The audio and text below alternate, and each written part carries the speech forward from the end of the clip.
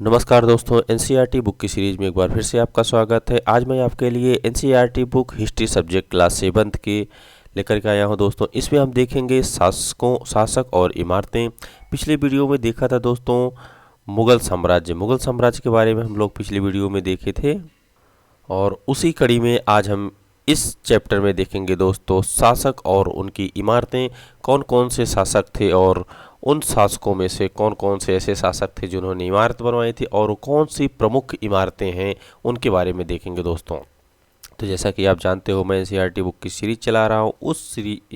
इस सीरीज़ में दोस्तों मैं एनसीईआरटी बुक को लाइन बाय लाइन पढ़ता हूँ, महत्वपूर्ण बिंदु जो होता है उस पर अच्छे से डिस्कस करता हूँ।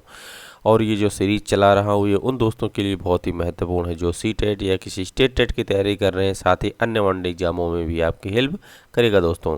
तो चलो स्टार्ट करते हैं, शासक और इमारत।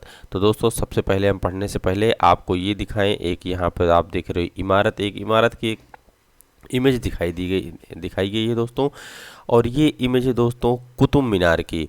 कुतुब मीनार जो 5 फ्लोर में बना हुआ है, 5 भाग में बना हुआ है। और उसी कुतुब मीनार का सबसे निचला वाला पार्ट दोस्तों, सबसे निचले पार्ट में आप देखो किस तरीके से इस पे नक्काशी की गई है। और यहाँ पर देख सकते हो आप कुछ आपको लिखा हुआ दिख रहा है दोस्तों, 2 लाइनों में आपको लिखा हुआ दिख रहा है। और यहाँ देखो दोस्तों ये कुछ मेहराब बने हुए दिख रहे हैं छोटे छोटे से आपको। तो ये है दोस्तों कुतुब मीनार। कुतुब मीनार के अगर हम नीचे से बात करें, नीचे से सबसे पहला फ्लोर है दोस्तों। तो चलो देखते हैं, अब यहाँ से पढ़ना स्टार्ट करते हैं। चित्र 1 में देखो दोस्तों, जो मैं भी दिखाया आपको कुतुब मीनार का इमेज था।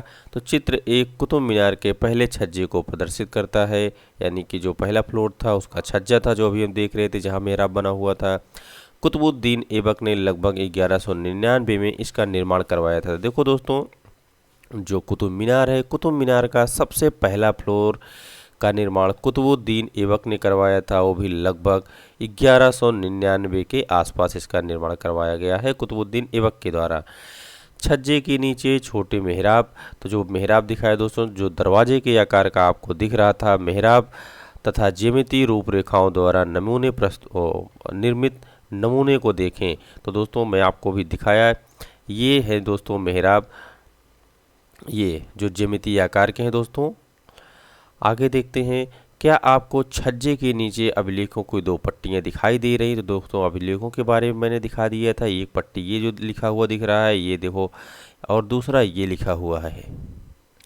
तो दोस्तों पत्थरों पे या दीवारों पे जो लिखा जाता था बहुत साल पहले उसे अभिलेख कहते हैं। तो ये एक अभिलेख है, ये अभिलेख अरबी में है। तो बिल्कुल दोस्तों ये अरबी में आपने देखा, अरबी में लिखा हुआ है। उसमें कुतुबुद्दीन ऐबक ने इसे दोस्तों अरबी में लिखाया था, क्योंकि उस समय अरबी भाषा का प्रचलन बहुत था।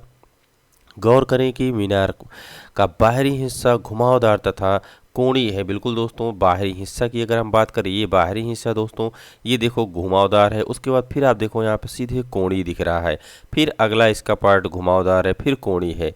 तो घुमावदार और कोणी भाग में बना हुआ है दोस्तों। ऐसी सतह पर अभिलेख लिखने के लिए काफ़ी परिशुद्धता की आवश्यकता होती थी। बिल्कुल दोस्तों हर कोई उस पर नहीं लिख सकता था। उस पे जो लिखने वाला कारीगर होगा बहुत ही अच्छा और बहुत ही योग्य कारीगर होगा दोस्तों। सर्वाधिक योग्य कारीगर ही इस कार्य को संपन्न कर सकते थे। याद करें कि 800 वर्ष पूर्व केवल कुछ ही इमारतें पत्थर या ईंटों की बनी होती थी। बिल्कुल दोस्तों 800 पूर्व बहुत साल पहले, यानी कि 800 वर्ष पूर्व जो है दोस्तों जो भवन या इमारतें होती थी, बहुत कम ही आपको ऐसे देखने को मिलेंगी जिसका निर्माण पत्थरों या ईंटों से हुई हैं। अगर बात करें फिर 13वीं शताब्दी में, तो 13वीं शताब्दी में कुतुब मीनार जैसे इमारत का देखने वालों पर क्या प्रभाव पड़ा होगा, तो इसके बारे में दोस्तों अभी आगे भी हम पढ़ेंगे। 8वीं और 18वीं शताब्दी के बीच, यानी इन 10 सालों के बीच, 8वीं शताब्दी से लेकर के 18वीं शताब्दी के बीच राजाओं तथा उनके उत्तराधिकारियों ने 2 तरह की इमारतों का निर्माण करवाया। तो देखो दोस्तों इन 10 सालों के बीच में जो राजा थे उस समय या उत्तराधिकारी हुआ करते, उन्होंने 2 तरीके से इमारतों का निर्माण करवाया। इसके बारे में भी अभी देखेंगे। पहली तरह की इमारतों में सुरक्षित संरक्षित था। इस दुनिया और दूसरी दुनिया में आराम विराम की भव्य जगहें, किले, महल तथा मकबरे हुआ करते। दोस्तों, आप जब 7वीं 8वीं 9वीं शताब्दी के बारे में जब आपने पढ़ा था, तो उस समय ऐसे भवन हुआ करते थे जो आराम के लिए बनाए जाते थे, बहुत भव्य होते थे, किले होते थे, मकबरे होते थे। तो इन सब के बारे में दोस्तों आप पढ़ चुके हैं, और ऐसे भवन सबसे पहले बनाए जाते थे। ये पहली श्रेणी के भवन है दोस्तों, जिसमें मकबरे वगैरह बनाए जा रहे हैं। दूसरी श्रेणी की अगर बात करें तो दूसरी श्रेणी में मंदिर, मस्जिद, हौज, कुएं, सराय तथा बाजार जैसी जनता के उपयोग की इमारतें हैं। तो दोस्तों, अभी हम जो देख रहे हैं ये भी लगभग इसी पहली वाली श्रेणी में, पहली और दूसरी श्रेणी के मिलते जुलते आकार में दिख रहे हैं। आगे देखते हैं, राजाओं से यह अपेक्षा की जाती थी कि वे अपनी प्रजा की देखभाल करेंगे तथा प्रजा के उपयोग और आराम के लिए इमारतों का निर्माण करवाकर राजा उनकी प्रशंसा पाने की आशा करेंगे। तो देखो दोस्तों, यहाँ पर राजा क्या सोच रहे हैं कि राजा का पहले काम क्या होता था कि राजा ऐसा कुछ करें जिससे प्रजा की सेवा हो, प्रजा खुश रहे और प्रजा को किसी भी प्रकार से परेशानियों का सामना ना करना पड़े।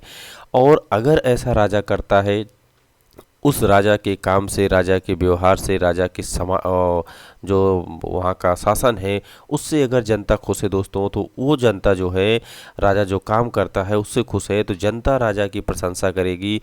और राजा ऐसी उम्मीद भी करते थे जनता से कि जनता हमारी प्रशंसा करेगी और हमें सबके सामने हमारा सम्मान होगा और हमें हर जगह इज्जत मिलेगी। इस तरह के निर्माण कार्य व्यापारियों सहित अन्य व्यक्तियों के द्वारा भी किए जाते थे। वे मंदिरों, मस्जिदों और कुओं का निर्माण करवाते थे। तो देखो दोस्तों, जो यहाँ पे निर्माण राजा कर रहे हैं, इस प्रकार का निर्माण जो है व्यापारी वर्ग भी किया करता था। वे मंदिर, मस्जिदों और कुओं का निर्माण करवाते थे, परंतु घरेलू स्थापत्य व्यापारियों की विशाल हवेलियों के अवशेष 18वीं शताब्दी से ही मिलने प्रारंभ हुए। तो देखो दोस्तों, जो घरेलू स्थापत्य है व्यापारियों की, उसमें व्यापारियों की विशाल हवेली जो हुआ करती थी वो कब से मिलना प्रारंभ हुई दोस्तों? वो 18वीं शताब्दी से मिलना प्रारंभ हो रही है। यानी उसके पहले की इमारत जो व्यापारियों के लिए हुआ करती थी वो इतनी बड़ी विशाल नहीं हुआ करती थी, और ये 18वीं शताब्दी में बहुत विशाल मिलना प्रारंभ हुई।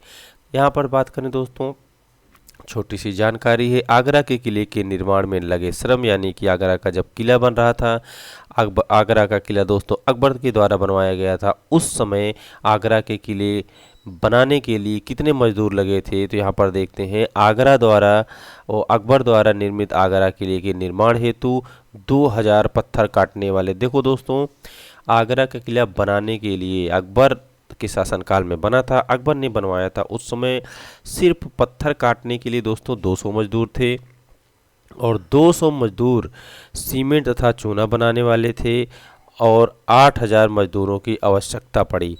तो देखो दोस्तों, यहाँ पर कितने ज़्यादा मजदूरों की ज़रूरत पड़ रही है। तो सिर्फ पत्थर काटने वाले जो है 2000 मजदूर आ रहे हैं, और सीमेंट और चूना जो बनाते थे, उसका मिश्रण करते थे, ऐसे मजदूर जो है 2000 थे, और उसके अलावा भी 8000 मजदूर हुआ करते थे जो काम करते थे। तो इस प्रकार से आप देख सकते हो दोस्तों, कितने अधिक और जो है मजदूर की आवश्यकता पड़ी थी आगरा का किला बनाने के लिए। और यहाँ पर देखते हैं दोस्तों, ये कुतुब मीनार के बारे में थोड़ी सी छोटी सी जानकारी है, उसको देख लेते हैं। कुतुब मीनार 5 मंजिली इमारत है। तो दोस्तों बिल्कुल कुतुब मीनार जो है 5 मंजिली इमारत है, और इस इमारत को बनवाने के लिए कई शासकों ने इसमें अपना योगदान दिया है। और इसमें देखते हैं कौन कौन से शासक हैं। अभिलेखों की पट्टियां इसके पहले छज्जे के नीचे हैं। तो देखो दोस्तों, ये पहला छज्जा है जहां जो अभी आप देख रहे हो, ये सबसे निचला भाग है। अगर हम 5 इमारत की बात करें तो सबसे पहला इमारत सबसे पहले बना था, और इसको कुतुबुद्दीन ऐबक ने बनवाया था दोस्तों। तो इसी इमारत पर ही अभिलेख है। इस इमारत की पहली मंजिल का निर्माण कुतुबुद्दीन ऐबक ने करवाया था दोस्तों। तो इसको तो आपने पहले ही पढ़ लिया था कि सबसे पहला भाग जो है कुतुब मीनार का, इसका निर्माण कुतुबुद्दीन ऐबक के द्वारा हुआ था तथा शेष मंजिलों का निर्माण और कुतुबुद्दीन ऐबक ने दोस्तों 1199 में करवाया था और उसके बाद शेष मंजिलों का निर्माण 1229 के आसपास इल्तुतमिश के द्वारा करवाया गया और कई वर्षों में यहाँ इमारत आंधी तूफान तथा भूकंपों की वजह से क्षतिग्रस्त होती रही। तो बिल्कुल दोस्तों समय समय पर ये आंधी तूफान आदि कारणों से इसमें कुछ न कुछ नुकसान होता रहता था। इस वजह से इसकी मेंटेनेंस भी बहुत ज़रूरी थी, क्षतिग्रस्त होती थी। तो अलाउद्दीन खिलजी, मोहम्मद तुगलक, फिरोज शाह तुगलक और इब्राहिम लोदी ने इसकी मरम्मत भी करवाई है।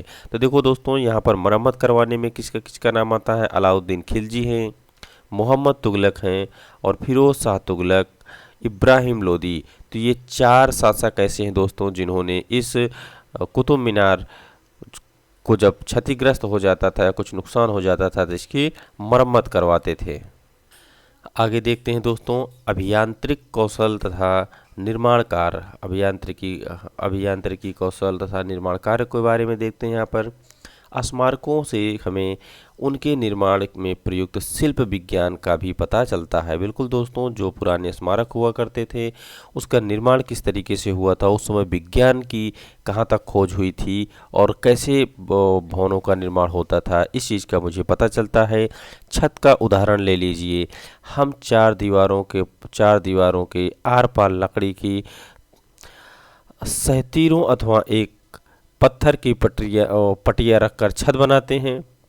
बिल्कुल पहले छत ऐसे बनाया जाता था दोस्तों, दीवारों पर लकड़ी रखी जाती थी इस आर पार करके ताकि बीच में गिरे नहीं, उसके ऊपर पत्थरों की पटिया रखी जाती थी छत के निर्माण के लिए। लेकिन यह कार्य उस समय बहुत कठिन हो जाता है जब हम एक विस्तृत अधिरचना वाले विशाल कक्ष का निर्माण करना चाहते हैं, यानी कि जब बहुत बड़े हाल नुमा कमरे को बनाते हैं दोस्तों, तो उस समय ऐसे छत को बनाना थोड़ा कठिन हो जाता है। इसके लिए अधिक परिष्कृत कौशल की ज़रूरत होती है, यानी कि जो अनुभवी वो काम करने वाला होगा, अनुभवी कारीगर होगा, वो इस काम को कर पाएगा, अन्यथा हर कोई इसको नहीं कर सकता है दोस्तों। तो आगे देखते हैं यहाँ पर 7वीं और 10वीं शताब्दी के मध्य वास्तुकार भवनों में और अधिक कमरे, दरवाजे और खिड़कियाँ बनाने लगे थे। तो देख रहे हो दोस्तों 7वीं और 10वीं शताब्दी के मध्य की बात है, जब भवन बनते थे उसमें दरवाजे और खिड़कियां अधिक बनने लगी थी दोस्तों। उस समय अधिक मतलब उसका निर्माण करने का काम अधिक हो गया था।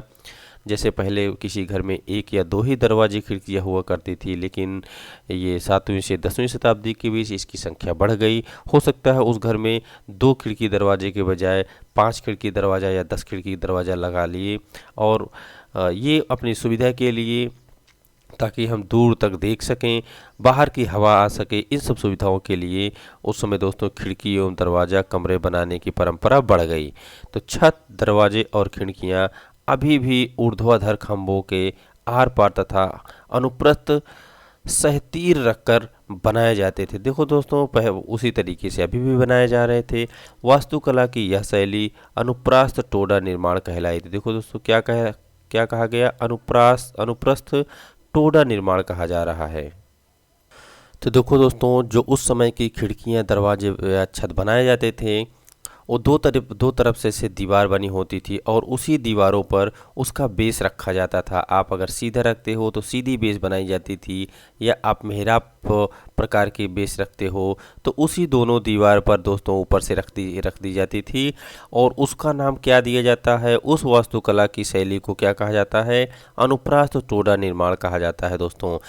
आगे देखते हैं 8वीं से 13वीं शताब्दी के बीच 8वीं शताब्दी से 13वीं शताब्दी के बीच दोस्तों मंदिर, मस्जिद, मकबरों तथा सीढ़ीदार कुओं जिसको बावली कहा जाता है, इन सभी से जुड़े भवनों के निर्माण में शैली का प्रयोग होने लगा।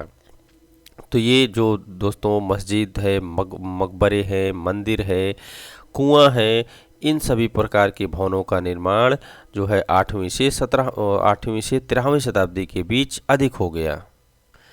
यहाँ पर देखते हैं दोस्तों, एक राजस्थान की रानी है जिसके लिए एक कुएं का निर्माण हुआ था। तो राजस्थान के बूंदी में स्थित रानी जी की बावड़ी यानी रानी जी की बावड़ी उस 50 बावड़ियों में से सबसे बड़ी थी। यानी उनका जो कुआं था दोस्तों, जो उस क्षेत्र में 50 कुएं बने होंगे उसमें से सबसे बड़ा कुआं था, जिसका निर्माण पानी की आवश्यकता की पूर्ति के लिए किया गया। अपनी स्थापत्य सुंदरता के लिए विख्यात इस बावड़ी का निर्माण जो है 1699 ईस्वी में रानी नाथावत, तो देखो दोस्तों इसका निर्माण रानी नाथावत जी ने की थी, जो बूंदी के राजा अनिरुद्ध सिंह की रानी थी, उन्होंने किया था। देखो दोस्तों कितने बड़े कुओं का निर्माण इन्होंने करवा दिया था उस समय कि जो है अपने क्षेत्र के जो 50 कुएं थे उन कुओं में सबसे बड़ा कुआं हुआ करता था। और ये कहाँ के राजा थे दोस्तों, ये राजस्थान के बूंदी में स्थित एक रानी थी, वहाँ की बात चल रही दोस्तों। ये देखिए दोस्तों, यहाँ पर आपको दो इमेज दिख रही है, एक चित्र 2 का और दूसरे में चित्र 2 का, दो इमेज दिख रही है आपको। यहाँ पर एक पूरा बना हुआ आपको भवन दिख रहा है। भवन का जो है आप दरवाज़ा देख सकते हो, गेट देख सकते हो दोस्तों, और दूसरे में उसका एक प्रारूप दिया हुआ है आपको। तो ये जो बना हुआ है चित्र 2 का में बना हुआ दिख रहा है दोस्तों, वो है दिल्ली की कुव्वत अल इस्लाम मस्जिद का एक हिस्सा है जो 12वीं शताब्दी का है, और ये 12वीं शताब्दी के उत्तरार्ध का है ये दोस्तों, उस समय ये बना हुआ था। और दूसरे में अगर हम खा चित्र की बात करें तो मेहराब के निर्माण में अनुप्रस्थ टोडा तकनीकी का इस्तेमाल, यानी दोस्तों जो ये देखो दोस्तों ये बन रहा है, जो इसे मेहराब कहा जाता है, इस आकार में जो बना हुआ है अर्धचंद्राकार, इसे मेहराब कहा जाता है। और इसके ऊपर दोस्तों ये देखो आज जो ईंटें रखी गई हैं सीधे सीधे, तो यहाँ पर ईंटों रख के की एक सीधी लाइन बना दी गई है पूरा बराबर दोस्तों, तो इसे सहतीर कहा जाता है। तो कुछ इस प्रकार से 12वीं शताब्दी में जो है दोस्तों इस तरीके का जो गेट हुआ करता था, खिड़की दरवाजे हुआ करते थे, वो बनाए जाते थे। जैसा कि आप यहाँ पर देख सकते हो ये 12वीं शताब्दी का बना हुआ है दोस्तों। तो 12वीं शताब्दी में कुछ इसी तरीके से बनाया जाता था, जैसे अभी यहाँ पर ऊपर दिया गया है कि 8वीं से 13वीं शताब्दी के बीच ये बनने लगे थे, और जो 7वीं से 10वीं शताब्दी के बीच अनुप्रस्थ टोडा का निर्माण जो है बहुत प्रचलन में था दोस्तों। तो ये भी 8वीं से 12वीं शताब्दी के बीच का निर्माण है। 7वीं से 10वीं शताब्दी के मध्य का जो है निर्माण है दोस्तों। और ये जो बना हुआ है ये आपने देखा यहाँ पे जो दिल्ली में बना हुआ है ये 12वीं शताब्दी का है दोस्तों। आगे देखते हैं दोस्तों 11वीं शताब्दी के प्रारंभ में मंदिर का निर्माण। तो उस समय 11वीं शताब्दी का जो प्रारंभ का समय था, उस समय मंदिर का निर्माण किस प्रकार से होता था और कैसे बनते थे, कौन कौन से प्रमुख मंदिर बने हैं उसके बारे में देख लेते हैं दोस्तों।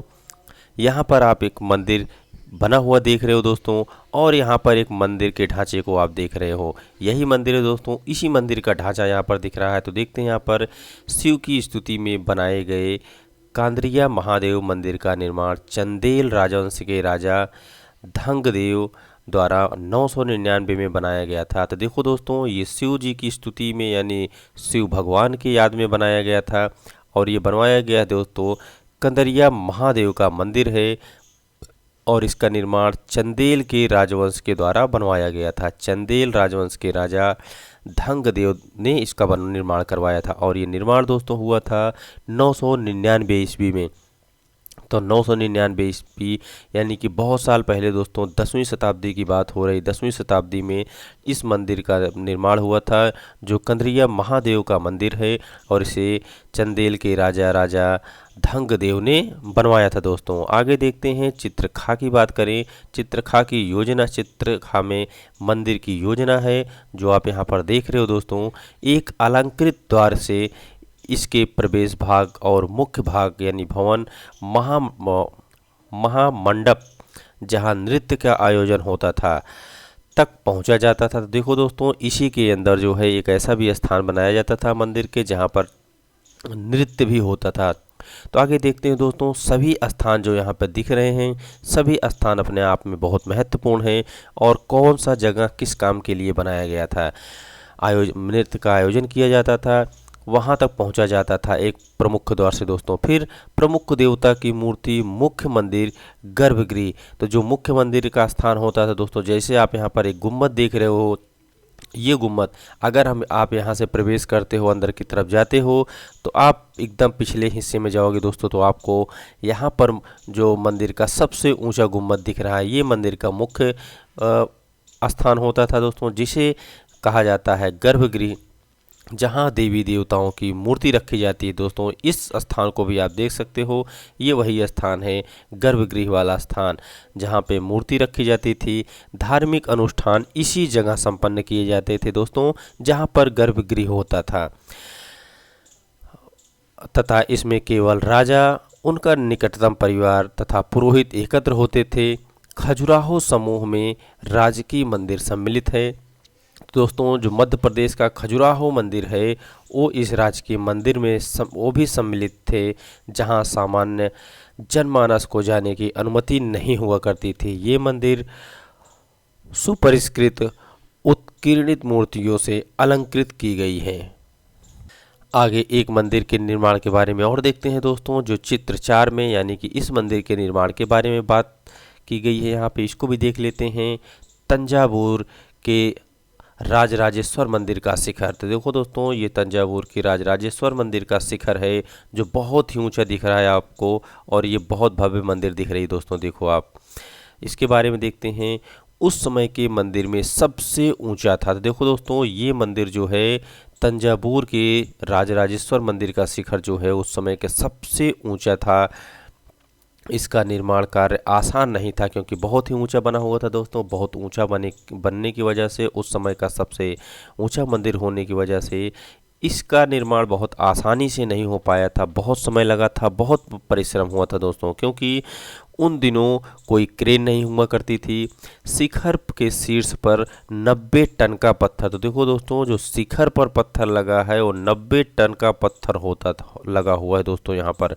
और इस 90 टन के पत्थर को सोचो आप दोस्तों, इमेजिन करो कि क्या इतनी ऊंचाई तक पहुँचाना संभव था। किस तरीके से इसको इतनी ऊंचाई तक वहां तक ले जाया गया होगा, जब उस समय क्रेन भी नहीं हुआ करती थी। उसे व्यक्ति अपने आप उठाकर नहीं ले जा सकते थे। बिल्कुल दोस्तों, 90 टन का पत्थर कैसे कौन उठाकर लेके जा सकता है। इसलिए इस काम के लिए वास्तुकारों ने मंदिर के शीर्ष तक पहुंचने के लिए चढ़ाईदार रास्ता बनाया था। देखो दोस्तों, उसके लिए चढ़ाईदार रास्ता बनाया, रोलरों द्वारा भारी पत्थरों को एक रास्ते से इस रास्ते से ऊपर की ओर ले जाया गया। इस काम के लिए 4 किलोमीटर से ज़्यादा लंबा पथ तैयार किया जाता था।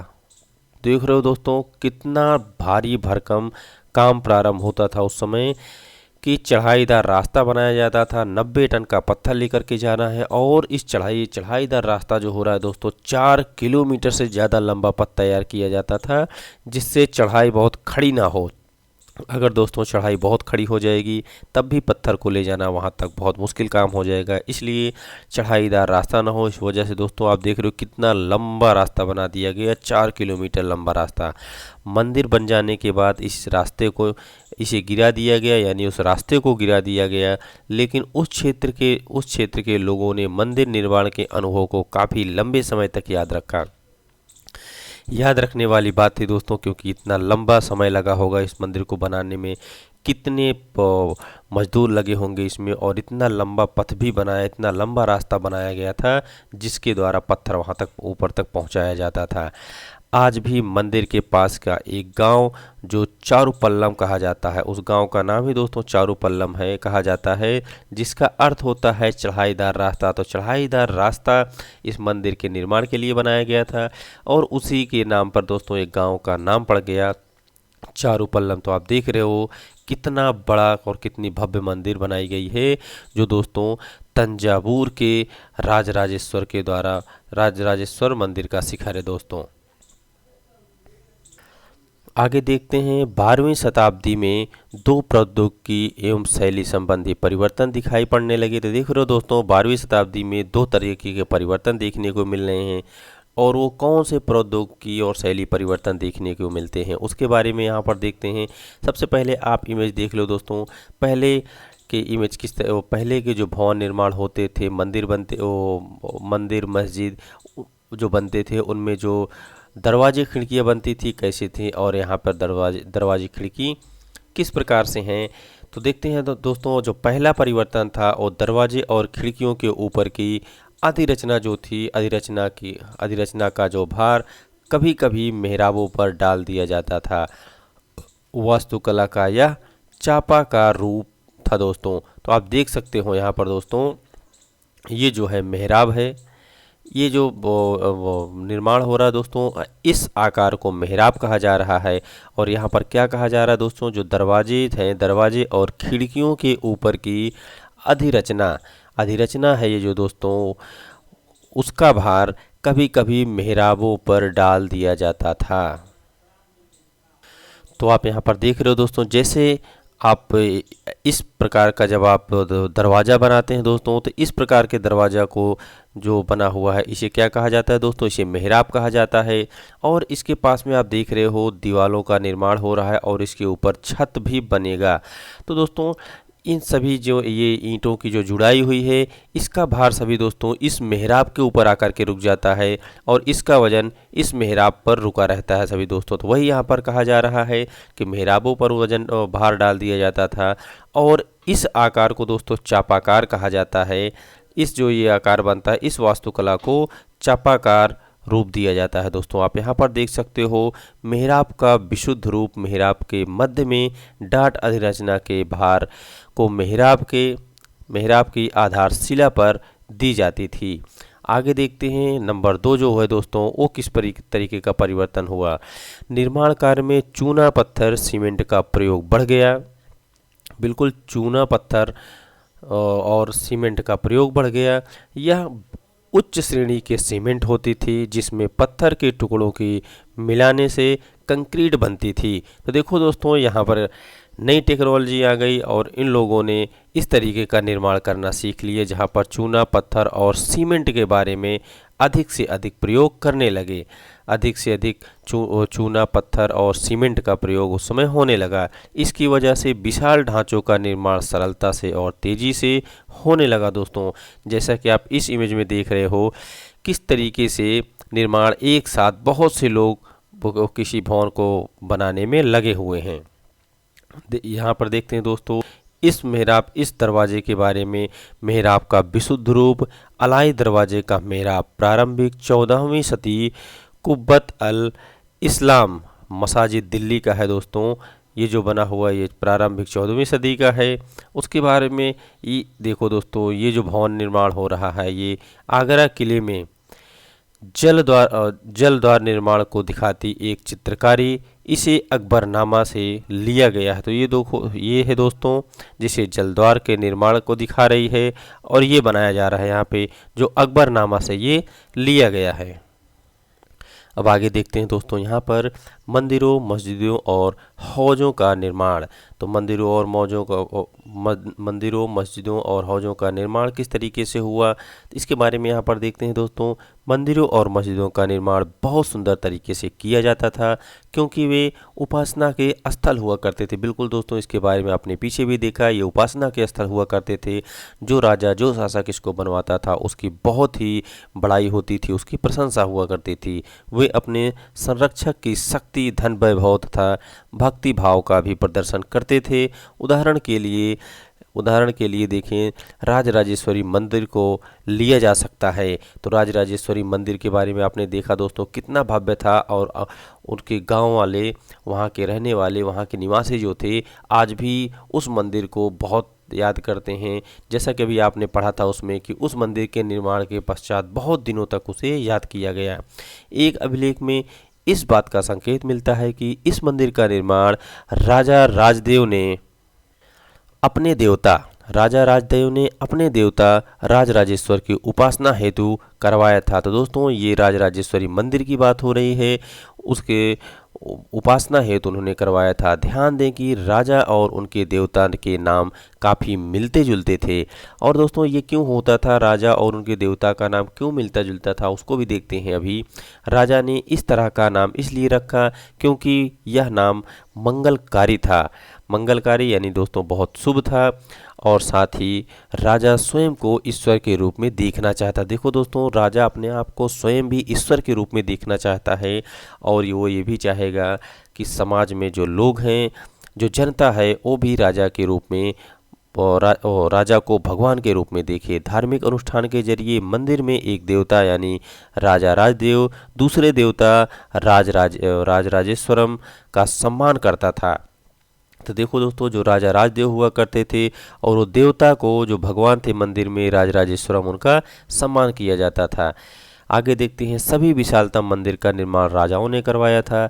मंदिर के अन्य लघु देवता जो थे दोस्तों मंदिर में शासक के सहयोगी तथा अन्य अधीनस्थों के देवी देवता थे।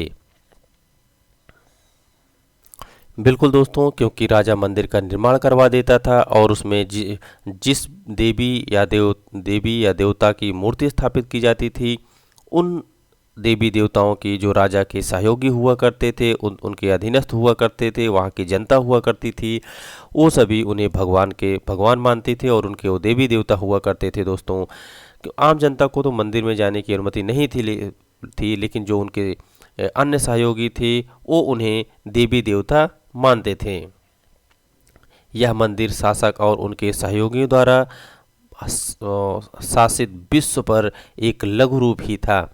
जिस तरह से वे राजकीय मंदिरों में इकट्ठे होकर अपने देवताओं की उपासना करते थे, ऐसा प्रतीत होता था, उपासना करते थे यानी दोस्तों उनके पूजा पाठ करते थे, ऐसा प्रतीत होता था कि मानो उन्होंने देवताओं के न्यायप्रिय शासन को पृथ्वी पर ही ला दिया है।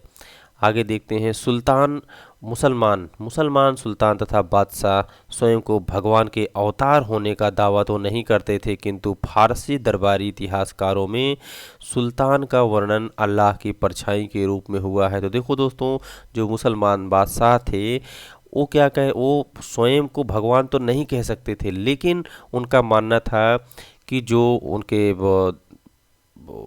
शासक हैं, जो उनके राजा हुआ करते थे, वो भगवान के ही रूप में हैं और भगवान की परछाई के रूप में वो आए हैं, ऐसा उनका मानना था। तो दोस्तों, ये इतना बढ़ा चढ़ाकर बताने का काम जो उनके दरबारी हुआ करते थे वो करते थे। जैसे आपने पिछले वीडियो में भी आपने देखा होगा कि जो दरबारी होते थे, जो कवि होते थे, मंत्री होते थे, ये दोस्तों राजाओं को बहुत ही बढ़ा चढ़ा करके बताते थे और उनका सम्मान जो है अतिशयोक्ति के रूप में किया करते थे, क्योंकि बहुत ज़्यादा किसी दूसरी चीज़ों के साथ तुलना करते थे। जो सबसे अच्छी, उनकी बुराई कभी नहीं करते थे राजा की, क्योंकि उन्हें उन्हीं के दरबार में रहना है, तो उनके बारे में कुछ गलत चीज़ें नहीं बताते थे। तो जैसा कि आप यहाँ पर आपने देखा कि मुसलमान सुल्तान जो थे, उनके दरबारी जो हुआ करते थे, वो उनको भगवान तो नहीं कह सकते थे, उनका कहना ये था कि ये भगवान तो नहीं हो सकते, लेकिन भगवान की परछाई के रूप में ये हमारे सुल्तान हैं। दिल्ली की एक मस्जिद में अभिलेख से पता चलता है कि अल्लाह ने अलाउद्दीन को शासक इसलिए चुना था क्योंकि उसमें अतीत के महान अधिकर्ताओं यानी मूसा और सुलेमान की विशेषताएं मौजूद थीं। तो देखो दोस्तों, वहाँ पे एक अभिलेख से पता चलता है कि उन्हें इसलिए शासक के रूप में चुना गया क्योंकि अतीत बहुत साल पहले महान अधिकर्ता जो थे मूसा और सुलेमान की विशेषताएं इनके अंदर मौजूद थी, इसलिए इन्हें शासक के रूप में चुना गया। सबसे महान विधिकर्ता और वास्तुकार अल्लाह स्वयं था। उसने अव्यवस्था को दूर करके विश्व का सृजन किया तथा एक व्यवस्था और संतुलन कायम किया। तो देखो दोस्तों, उस समय जो इनके दरबारी हुआ करते थे, कितनी बातें बढ़ा चढ़ा कर लिखा करते थे और शासक के बारे में कितना कुछ लिखते थे। सत्ता में आने पर प्रत्येक राजवंश ने राजा के शासक होने के अनेक नैतिक अधिकार पर और जोर डाला। तो दोस्तों, जब कोई राजवंश जो है सत्ता में आता था, राजवंश का कोई शासक जो होता था, राजा जो होता था, उसका सत्ता में आता था, तो अपना नैतिक अधिकार जब बनाने के लिए वो जोर डालता था, दबाव डालता था। उपासना के स्थानों के निर्माण में शासकों को ईश्वर के साथ अनेक घनिष्ठ संबंध और उद्घोषणा करने का मौका दिया जाता था। उसने मौका दिया। ऐसी उद्घोषणाएं तेजी से बदलती राजनीति के संदर्भ में महत्व ग्रहण कर लेती थी। बिल्कुल दोस्तों, जो सत्ता में आता था वो अपने वर्चस्व को कायम करने के लिए अलग अलग तरीके से घोषणा करता था और ये राजनीतिक रूप में होने लगी और ये बहुत सारे परिवर्तन करने लगी शासकों के द्वारा। जैसा कि आज आप भी देखते हो दोस्तों, जब किसी की सरकार बनती हो तो अलग अलग तरीके से घोषणा करता है और पिछली चीज़ों को बदलना चाहता हो, अपनी चीज़ों को लागू करना चाहता था। कुछ इसी तरीके से उस समय भी हुआ करता था। शासकों ने विद्वानों तथा धर्मनिष्ठ व्यक्तियों को भी आश्रम प्रदान किया। तो देखो दोस्तों, जो शासक हुआ करते थे, शासकों ने जो विद्वान थे, विद्वानों को, धर्मनिष्ठ व्यक्तियों को रहने के लिए आश्रम प्रदान किया और अपनी राजधानियों तथा नगरों को महत्वपूर्ण सांस्कृतिक केंद्र के रूप में परिवर्तन करने का प्रयास किया। तो देखो दोस्तों, वो यहाँ पर जो है लोगों का हेल्प कर रहे हैं और इसे महत्वपूर्ण नगर बनाना चाहते हैं, सांस्कृतिक केंद्र बनाना चाहते हैं, इसका भी प्रयास किया। इन सब से उनके शासन तथा राज्य को ख्याति मिलती थी, यानी उसे बढ़ावा मिलता था और उसका सम्मान होता था। यहाँ पे देखते हैं जल का महत्व। फारसी शब्द जो है दोस्तों, उसमें आबाद और आबादी, जिसे जो आब है दोस्तों, आब शब्द से निकला हुआ है जिसका अर्थ होता है पानी। दोस्तों, आब का अर्थ होता है पानी। इसे फारसी में आब कहा जाता है और इसे हिंदी में पानी कहा जाता है। आबाद शब्द उस जगह के लिए इस्तेमाल होता है जहां बसावट हो। इसका एक अन्य अर्थ खुशहाली भी है। आबादी का एक अर्थ जनसंख्या एवं समृद्ध होने से भी है दोस्तों। आगे देखते हैं व्यापक समझ यह थी कि न्यायप्रिय राजा का राज ऐसा हो जहां खुशहाली होगी। तो बिल्कुल दोस्तों, अगर राजा के क्षेत्र में रहने वाले सभी व्यक्ति खुश हैं तो राजा का सम्मान होगा और राजा के बारे में बड़ाई ही बड़ाई होगी। और जहाँ पर्याप्त वर्षा, तो वहाँ पर्याप्त वर्षा होगी। व्यापक समझ यह है कि न्यायप्रिय राजा, जो न्याय दिलाने वाला, न्याय का प्रति आस्था रखने वाला जो राजा होगा दोस्तों, न्यायप्रिय राजा का राज ऐसा होगा जहां खुशहाली होगी और वहां पर पर्याप्त वर्षा होगी। तो वर्षा से मतलब यहाँ पर जरूरी नहीं दोस्तों कि वर्षा ही हो, बारिश ही हो। वहाँ पर अन्य किसी चीज़ों से भी इसको जोड़ा जा सकता है। जैसे लोग वहाँ पर काम करेंगे, अच्छी फसल उगेगी, लोग जहाँ वहाँ पर एक दूसरे से सामंजस्य रखेंगे, सामाजिक एकता बनी रहेगी, भाईचारा बनी रहेगी। क्योंकि जब वहाँ पर न्यायप्रिय रहेगा, सब एक दूसरे से अच्छे रहेंगे, राजा से खुश रहेंगे, राजा सभी के साथ मिलकर काम करेगा। तो ऐसी तरह हौजों और जलाशयों के निर्माण द्वारा बहुमूल्य पानी उपलब्ध कराने के कार्य की बहुत प्रशंसा की जाती थी। सुल्तान इल्तुतमिश ने दिल्ली ए कोहना के एकदम निकट, दोस्तों दिल्ली ए कोहना में एक मस्जिद का निर्माण कराया गया था। उसी के एकदम बगल, उनके निकट एक विशाल तालाब का निर्माण करके व्यापक सम्मान प्राप्त किया था। किसने दोस्तों? इल्तुतमिश ने भी ये सम्मान प्राप्त किया था और उस समय जो ऐसे काम करता था दोस्तों, उसको बहुत सम्मान मिलता था। इस विशाल जलाशय को हौज-ए सुल्तानी अथवा राजा का तालाब के नाम से जाना जाता है। इसे कहा जाता है। क्या आप इसे अध्याय 3 के मानचित्र 1 में ढूंढ सकते हो? तो देखो दोस्तों, इल्तुतमिश ने जो तालाब बनवाया था, उस समय पानी की व्यवस्था बहुत कम होती थी और जो ऐसी व्यवस्थाएं कराता था उसकी बहुत प्रशंसा होती थी। शासक प्रायः सामान्य लोगों के लिए बड़े और छोटे हौजों और तालाबों का निर्माण कराते थे, क्योंकि उसमें जाकर के वो लोग पानी पी सकते थे और ज़रूरत के लिए पानी ला सकते थे। कभी कभी वे किसी मंदिर मस्जिद में चित्र 7 में जामी मस्जिद के छोटे हौज का ध्यान दें अथवा गुरुद्वारे सिखों के एकत्रित होने की उपासना का स्थान का एक हिस्सा था। देखो दोस्तों, यहाँ पे जो सिखों का एक धार्मिक स्थल है दोस्तों, यहाँ पर जो गोल्डन टेम्पल है अमृतसर का, उसके भी आप देख सकते हो। गोल्डन टेम्पल जो है मध्य में स्थित है और उसके चारों तरफ एक जलाशय दिखता है दोस्तों। तो ये एक सिखों का धार्मिक स्थल है दोस्तों। हरमंदिर साहब स्वर्ण मंदिर का निर्माण करवाया था, और इसका पवित्र सरोवर अमृतसर में है दोस्तों। तो ये अमृतसर में है दोस्तों, जहाँ पर आप देख सकते हो गोल्डन टेम्पल एक धार्मिक स्थल है सिख धर्म का, और इसके चारों तरफ आपको दोस्तों जल भरा हुआ मिल जाएगा। आगे देखते हैं दोस्तों मंदिरों को क्यों नष्ट किया गया। तो मंदिरों को क्यों नष्ट किया गया इसको भी देख लेते हैं। राजा मंदिरों का निर्माण अपनी शक्ति, धन संपदा और ईश्वर की प्रतिनिष्ठा के प्रदर्शन हेतु करते थे। तो दोस्तों जो राजा हुआ करते थे मंदिरों को निर्माण इसलिए करते थे क्योंकि उनके पास अधिक धन था और वो संपन्न थे, उनके पास जो है सैनिक हुआ करती थी, सेना थी, और वो ईश्वर के प्रति आस्था रखते थे, इस वजह से मंदिर का निर्माण करते थे। ऐसे में एक बात आश्चर्यचकित नहीं लगती कि जब उन्होंने एक दूसरे के राज्यों में आक्रमण किया तो उन्होंने प्रायः ऐसी इमारतों पर निशाना साधा। 9वीं शताब्दी के आरंभ में जब पांड्य राजा, तो देखो दोस्तों 9वीं शताब्दी में जब पांड्य राजा श्री वल्लभ ने श्रीलंका पर आक्रमण किया था, तो उस समय दोस्तों उन्होंने राजा आक्रमण करके दोस्तों इन्होंने पांड्य के राजा श्रीमर वल्लभ ने जब श्रीलंका पर आक्रमण करके राजा सेन प्रथम जो 831 से 851 तक शासन था उनको पराजित कर दिया था। और इसके विषय में बौद्ध भिक्षु इतिहासकार जो है धम्मकीति ने लिखा है दोस्तों। तो बौद्ध भिक्षु जो थे इतिहासकार धम्मकीति ने लिखा कि सारी बहुमूल्य चीज़ों को वह ले गया। कौन ले गया दोस्तों?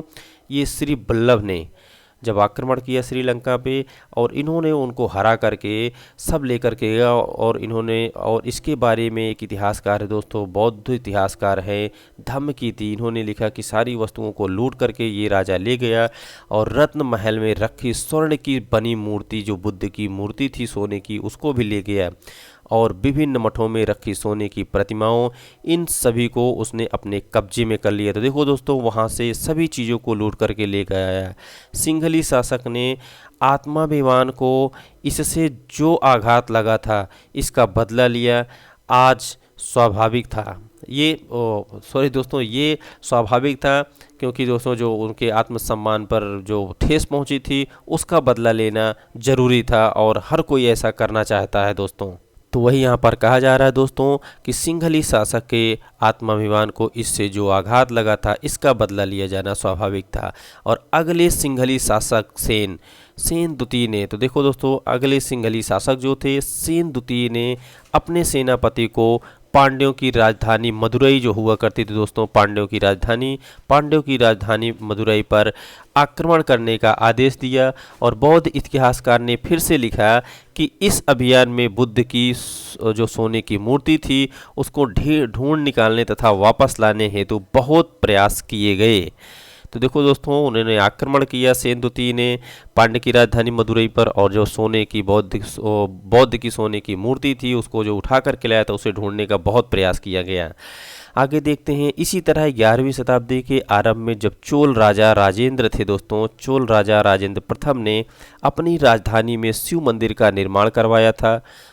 तो राजेंद्र राजा एक बहुत बड़े शासक थे दोस्तों, उन्होंने शिव मंदिर का निर्माण करवाया अपनी राजधानी में।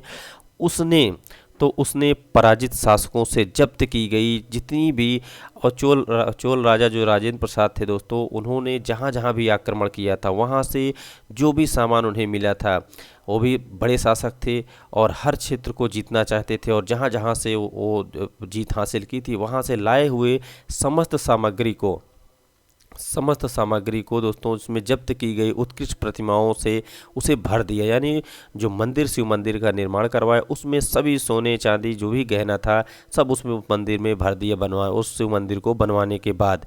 इस अधूरी सूची में एक अधूरी सूची मिलती है। उस अधूरी सूची में निम्न चीज़ें सम्मिलित थी जिसमें चालुक्यों से प्राप्त एक सूर्य पीठिका, एक गणेश मूर्ति, दुर्गा की कई मूर्तियाँ, पूर्वी चालुक्यों से प्राप्त एक नंदी मूर्ति, उड़ीसा के कालिंगों से प्राप्त भैरव यानी शिव का एक रूप, एक भैरवी की प्रतिमा तथा बंगाल के पालों से प्राप्त एक काली की मूर्ति। देखो दोस्तों कितनी सारी मूर्तियां हैं। ये सभी मूर्तियां चोल राजा राजेंद्र प्रथम ने युद्ध में जीता था और उसे ला करके सब उस शिव जी के मंदिर में रख दिए जब शिव का मंदिर बनवाया उसके बाद। आगे देखते हैं गजनी, जो महमूद गजनवी था दोस्तों, जो अफ़गानिस्तान का शासक था। गजनी का सुल्तान महमूद राजेंद्र प्रताप का समकालीन ही हुआ करता था। तो गजनी और राजेंद्र प्रताप एक समकालीन शासक थे दोस्तों। भारत में अपने अभियानों के दौरान उसने पराजित राजाओं के मंदिर को अपवित्र किया तथा तो दोस्तों जो गजनी था ये मंदिरों को अपवित्र करता था, जिसको भी पराजित कर देता था उन सभी मंदिरों को अपवित्र किया तथा उसने धन और मूर्तियों को लूट लिया। मतलब दोस्तों उस मंदिरों को अपवित्र भी कर रहा है और उनमें रखे धन और मूर्ति जो थे उसे लूट कर भी ले जाता था। उस समय सुल्तान महमूद कोई महत्वपूर्ण शासक नहीं था, यानी कि बहुत बड़ा शासक नहीं था, बहुत फेमस नहीं था, लेकिन मंदिरों को नष्ट करके, खास तौर पर सोमनाथ का मंदिर, उसने यह महान इस्लामी योद्धा के रूप में श्रेय प्राप्त करना चाहता था। तो देखो दोस्तों यहाँ पे जो एनसीईआरटी की बुक में दिया गया है कि बहुत महान शासक नहीं था महमूद गजनवी, लेकिन वो जो है मंदिरों पर आक्रमण करके उसे नष्ट करके वहाँ सारे सामानों को लूट करके वो एक इस्लामी योद्धा बनना चाहता था। वो अपने आप को बताना चाहता था, समाज में दिखाना चाहता था कि हम बहुत बड़े और बहुत अच्छे शासक हैं। ये सब दिखाने के लिए दोस्तों मंदिरों को नष्ट कर रहा था। जैसा कि यहाँ पर लिखा है कि उसने एक महान इस्लामी योद्धा के रूप में श्रेय प्राप्त करने का प्रयास किया, यानी उस श्रेष्ठ, वो अपने आप को ये कहना चाहता था कि हम बहुत श्रेष्ठ हैं, बहुत बड़े शासक हैं। मध्ययुगीन राजनीतिक संस्कृति में ज़्यादातर शासक अपने राजनीतिक बल व सैनिक सफलता का प्रदर्शन पराजित शासकों की उपासना स्थलों पर आक्रमण करके और उन्हें लूट करके किया करते थे। देखो दोस्तों, तो महमूद गजनवी बाद में बहुत बड़ा शासक बन गया, लेकिन उस समय तक नहीं था जब ये राजा राजेंद्र प्रसाद थे। तो राजेंद्र प्रसाद के समकालीन में ये बहुत बड़ा शासक नहीं हुआ करता था।